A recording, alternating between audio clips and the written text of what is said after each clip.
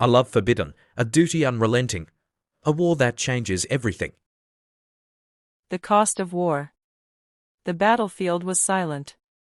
Not the quiet of peace, but the hollow stillness that follows devastation. The sun, swollen and red, hung low on the horizon, casting a burnt-orange glow over the wreckage of men and steel.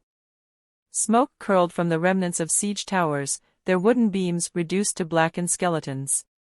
Arrows jutted from the bodies of the fallen, like weeds sprouting from the blood-soaked earth. The metallic scent of death clung to the air, thick and unyielding. Kael lay among the dead.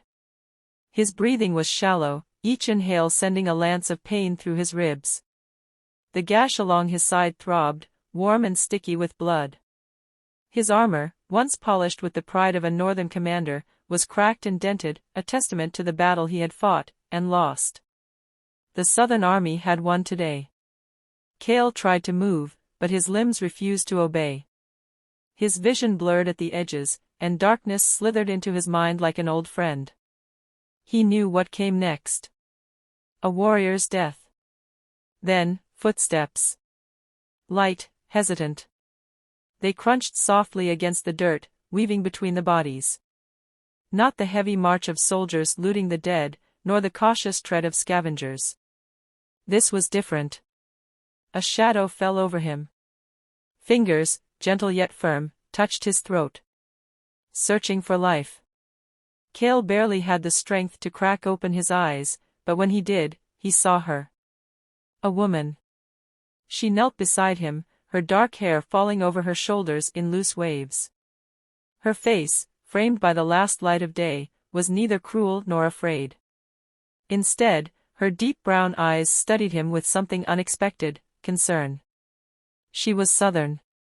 His first instinct was to reach for a weapon, but his hands barely twitched. She would kill him. She had to. He was the enemy. But instead, she whispered, "You're alive." It wasn't a question. It was a realization.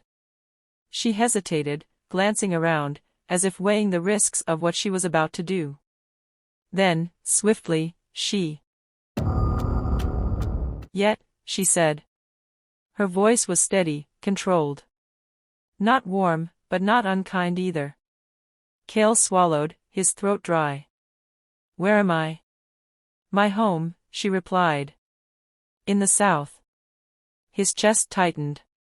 He was deep in enemy land. He should be dead. "Why?"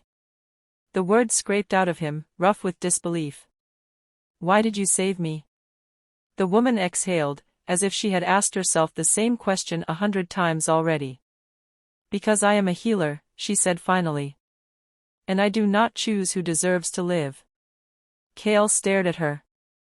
His entire life, he had been raised to believe the Southerners were ruthless, barbaric. And yet, here he was, in the home of one, being kept alive by her hands. She turned back to her herbs, grinding them into a paste. "What is your name?" he asked. For a moment, she didn't answer. Then, "Amara. Amara." He let the name settle in his mind. He should not trust her. She was the enemy. But she had saved his life. And for now, she was all he had.